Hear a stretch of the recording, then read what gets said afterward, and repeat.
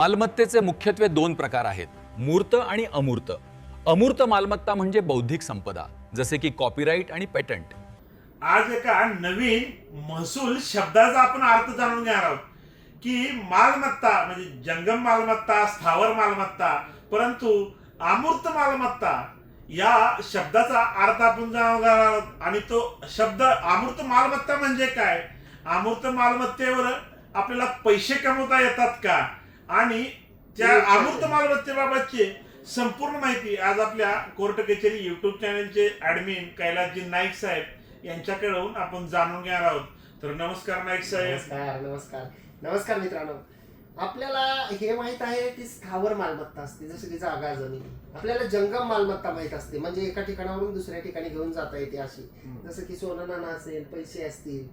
तर अमूर्त मालमत्ता जो एक शब्द आहे मराठीमध्ये, तर त्याच्याबद्दल आपण जाणून घेणार आहोत. पहिली गोष्ट की ज्याच्याकडे अशी अमूर्त मालमत्ता आहे तो खरंच श्रीमंत असतो का, आणि ही अमूर्त मालमत्ता नेमकी आहे तरी काय, त्याची विक्री करता येते का, त्याच्या विक्रीतून पैसे मिळतात का, ह्या सर्व प्रश्नांची उत्तरं आपण या व्हिडिओमध्ये जाणून घेणार आहोत. गावडे साहेब, जसं आता आपण म्हणालात की अमूर्त मालमत्ता म्हणजे काय, तर सगळ्यात अगोदर अमूर्त मालमत्ता म्हणजे काय हे आपण पाहिलं पाहिजे. तर आपल्याला माहित आहे की त्याचा जर आपण साध्या सोप्या भाषेमध्ये अर्थ समजून घ्यायचा झालं तर अमूर्त मालमत्ता म्हणजे ज्याला आपण एक अशी भौतिक मालमत्ता म्हणूया, म्हणजे जी प्रत्यक्ष पाहता येत नाही, ज्या मालमत्तेला स्पर्श करता येत नाही पण ती आपल्याकडे आहे, जी पाहताही येत नाही, ज्याला स्पर्शही करता येत नाही, परंतु ती आपल्याकडे आहे. आता आपण एका उदाहरणासाठी किंवा सोप्या शब्दामध्ये समजून घेण्यासाठी असं म्हणूया की ती एक बौद्धिक संपत्ती म्हणू त्याला. आता याचा प्रकार काय आहे असं आपण म्हणाल, किंवा जी स्थावर पण नाही, जी जंगम पण नाही, ज्याला पाहताही येत नाही, ज्याला स्पर्शही करता येत नाही, जी एका जागेवर पण नाही, जी कुठे उचलून पण नेता येत नाही, तरी पण ती मालमत्ता आहे. आणि अगदी ती मालमत्ता ज्याच्याकडे आहे ते लोक मालामाल सुद्धा होऊ शकतात. तर अशी ती मालमत्ता आहे. तर त्याचं उदाहरण जर आपल्याला द्यायचं झालं तर आपण देऊ शकतो की ब्रँड. समजा एखाद्या वस्तूचा एखादा ब्रँड आपल्याकडे असेल तर ते ब्रँड ही सुद्धा अमूर्त मालमत्तेमध्ये येते.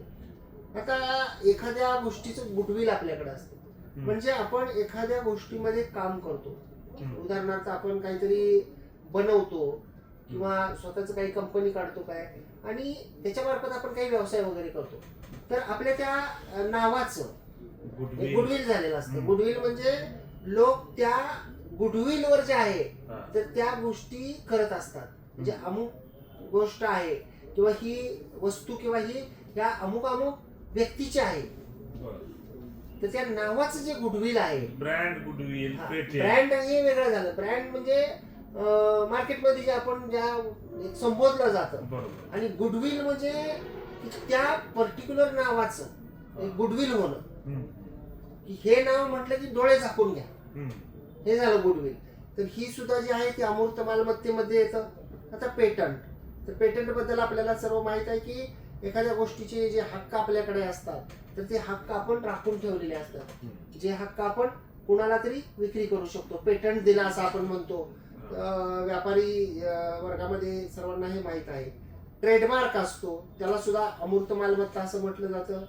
काही कॉपीराईट असतात, उदाहरणार्थ हा व्हिडिओ मी केलेला आहे, गावडे साहेब आहेत सोबत, त्यांनी केलेला आहे, आणि हे व्हिडिओ जेव्हा आपण पोस्ट करतो तर हा व्हिडिओ आमच्या परवानगीशिवाय कुणीही वापरू शकत नाही, त्याच्यावर आमचा पूर्ण अधिकार आहे. आणि जर तो दुसऱ्याने वापरला तर त्याला कॉपीराईट क्लेम लागतो.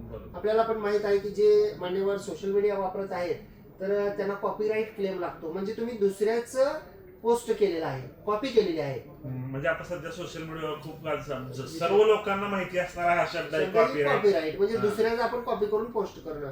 आणि एक असतं की संगणक सॉफ्टवेअरच्या संदर्भामध्ये, म्हणजे मी एखादं सॉफ्टवेअर बनवलेलं आहे ते एक्सक्लुसिव्हली माझ्या मालकीचं आहे. आता ते सॉफ्टवेअर जे मी बनवलेलं आहे मग त्याला स्पर्श करता येत नाही असं आपण म्हणूया, किंवा पाहता येत नाही. आता पाहता म्हणजे आपण स्क्रीनवर ते पाहू शकतो, परंतु ती सॉफ्टवेअर सुद्धा आपण दुसऱ्याला विकू शकतो. ती काही अशी वस्तू नाही, किंवा फॉर एक्झाम्पल की ही वस्तू आहे आपण ही उचलली आणि दुसऱ्याला विक्री केली, हे जंगम मालमत्तेमध्ये येतं. आता आपण हा जो टेबल पाहिला हा पण जंगम मालमत्तेमध्ये येतो, परंतु ही जी जागा आहे ही मूळ जागा, तर ती स्थावर मालमत्तेमध्ये येते. आणि ही जी मी उदाहरणं दिली, जसं की ब्रँड असेल, गुडविल असेल, पेटंट असेल, ट्रेडमार्क असेल, कॉपीराईट असेल किंवा संगणक सॉफ्टवेअर्स काय असतील ते, तर हे सगळे जे आहे ते अमूर्त मालमत्तेमध्ये येतात. म्हणजे जे आपण पाहिलं असतील की भारी भरकम शब्द आहेत की ज्याची अगदी लाखो करोडोमध्ये त्याची विक्री सुद्धा होते, ट्रान्झॅक्शन होतात. की ट्रेडमार्क विकणे किंवा पेटंट विकणे किंवा ब्रँड जे आहे ते ट्रान्सफर केले जातात, कॉपीराईट जे आहे ते विक्री केले जातात, कॉपीराईट सुद्धा. तर ते आहे, म्हणजे खूप साऱ्या गोष्टी याच्यामधून सुद्धा आहेत. तर मित्रांनो, आपण जे चला जाणून घेऊया महसूल शब्दांचा अर्थ, ही जी सिरीज चालू केली होती, या सिरीज मधला हा एक नवीन शब्द आज आपल्या कोर्ट कचेरी युट्यूब चॅनलचे ऍडमिन कैलासजी नाईक साहेब यांच्याकडून जाणून घेतलेला आहे. मित्रांनो, तर अशाच प्रकारचे महसूल शब्द, कायदेविषयक माहिती, नवनवीन माहिती जाणून घेण्यासाठी तुम्ही आमच्या अद्याप जर कोर्ट कचेरी या युट्यूब चॅनलला सबस्क्राईब केलं नसेल तर सबस्क्राईब जरूर करा. त्यासोबतच आमच्या कोर्ट कचेरी ऑफिशियल फेसबुक व कोर्ट कचेरी ऑफिशियल इंस्टाग्राम या पेजला फॉलो जरूर करा. आणि या व्हिडिओला जास्तीत जास्त शेअर करा, लाईक करा. धन्यवाद. धन्यवाद.